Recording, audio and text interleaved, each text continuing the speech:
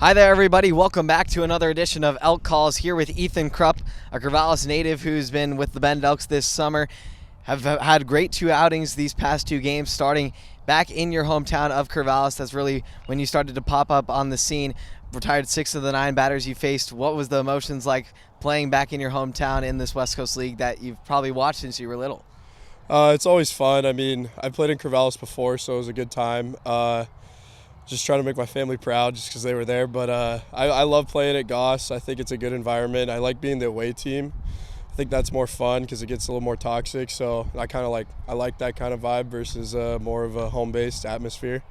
So it was fun. I had a good time. I wish we took the series, but personally, I felt good coming out of that. But I wanted to get that series win.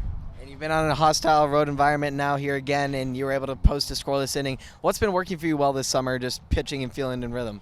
Just being who I am. I think I like to talk a little bit when I'm on the mound. Most of it's to myself, but I like to kind of create that kind of mental environment for myself and then just kind of fuel off that emotion. I wear my heart on my sleeve when I throw, so I feel like kind of have to be that way always. And, it's a credit to like Joey and Danny for letting me do it and just kind of being myself and pitching to my strengths versus like trying to get them to do something in a 2-0 count, say, or something like that, just kind of being who I am.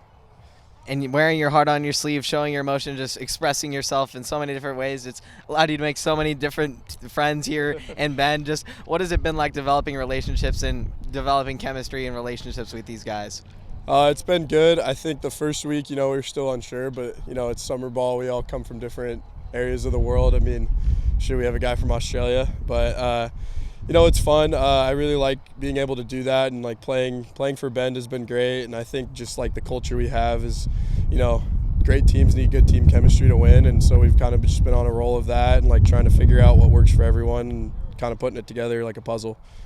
100%. It seems like the puzzle pieces are starting to finally form as here winning game 1 tonight, looking for the series win again. I wanted to go to your college career. You've kind of been all around places. You originally played fall ball of your freshman year at Western Oregon, then went to Chemeketa, before heading now to North Dakota, where you are at the University of Jamestown. Just talk about that journey and how you've come so far.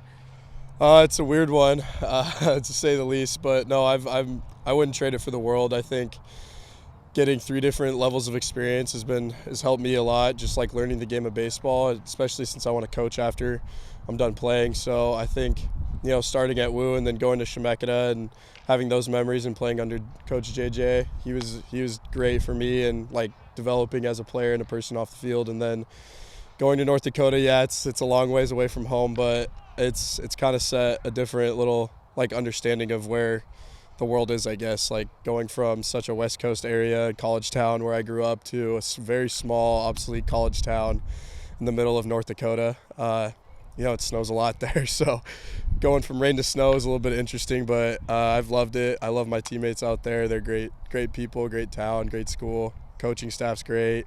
But yeah, no, it's hard to describe that. It's a weird journey I've taken, but I wouldn't change it. And would you say your personality helped with you adjusting into that new environment so far away from home?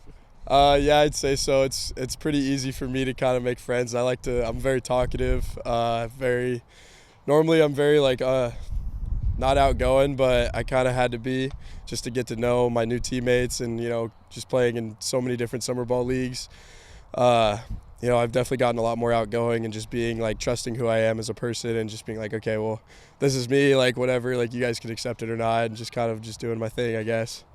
100%. And then just now looking ahead to, you're in the tail end of your collegiate baseball career and looking ahead to coaching, what are you most looking forward to giving back to the next generation?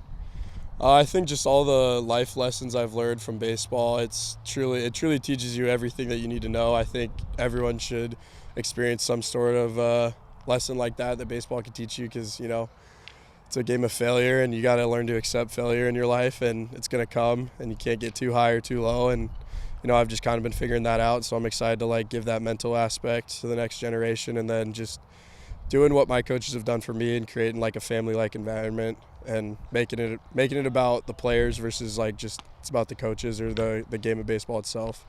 Well, as you said about the team being a different puzzle pieces, trying to form the puzzle and the beautiful picture in the end, it sounds like that's how your life's turned out with many different destinations, many different pieces, but it sounds like it's all coming together. Ethan Krupp, thanks so much for coming in here.